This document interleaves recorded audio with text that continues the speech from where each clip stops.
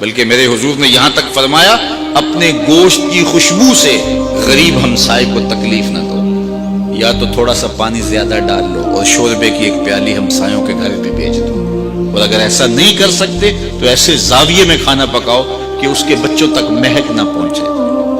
بچے ہوتے ہیں، ضد کر بیٹھے تو وہ مزدور کیسے ضد پوری کرے گا؟ ان بلکتے بچوں کے آنسو کون پوچھے گا؟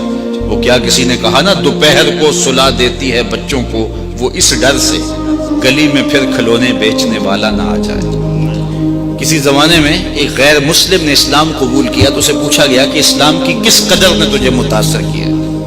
تو وہ بولا کہ سیرت کا صرف ایک واقعہ میری ہدایت کا سبب بن گیا۔ کیا ہوا؟ کہا مجلس رسول صلی اللہ علیہ وسلم لگی تھی، لوگوں کا ہجوم تھا، ایک شخص نے عرض کی حضور میرے لیے دعا کر دیجئے، میرا بچہ کئی دنوں سے گم ہے، مل نہیں رہا، مل جائے۔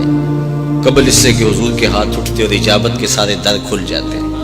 ایک شخص مجلس میں موجود تھا، کھڑا ہو گیا، حضور میں ابھی فلاں باغ کے قریب سے گزر کے آیا ہوں اور میں اس کے بچے کو جانتا ہوں، وہاں میں نے بچوں کے ساتھ کھیلتے ہوئے دیکھا۔ باپ نے جب سنا کہ میرا بچہ فلاں باغ میں ہے تو اس نے دوڑ لگا دی، فرمایا اسے بلاؤ۔ بلایا گیا، بہت جلدی؟ جی حضور آپ جانتے ہیں ایک باپ کے جذبات کیا ہوتے ہیں۔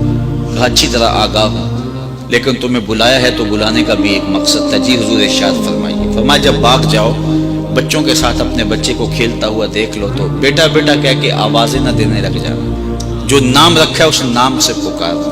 عرض کی حضور میرا بیٹا ہے، اگر میں بیٹا کہہ کے پکاروں گا تو حرج بھی کیا ہے؟ فرمایا تم کئی دنوں سے بچھڑے ہو، تمہارے لہجے میں بلا کا رس ہوگا اور تم نہیں جانتے، ہو سکتا ہے کھیلنے والوں میں کوئی یتیم بھی کھیل رہا ہو، اور جب تم اپنے بیٹے کو بیٹا کہہ کے پکارو گے، اتنا میٹھا لہجہ ہوگا تو اس کے دل پہ چوٹ لگے گی، کاش آج میرا باپ ہوتا تو مجھے بھی بیٹا کہہ کے پکار۔